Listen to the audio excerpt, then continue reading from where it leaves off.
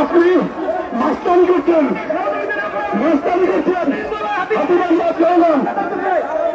ঐক্যবদ্ধ হলে ওই আন্দোলন মোকাবেলা করবে।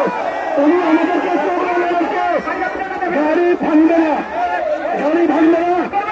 গাড়ি ভাঙবে না।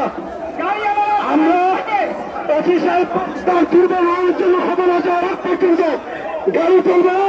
উনি এখান থেকে লড়তে পারবেন না। ওনার দুর্বল হওয়ার জন্য যদি আপনি নির্বাহী করতেন না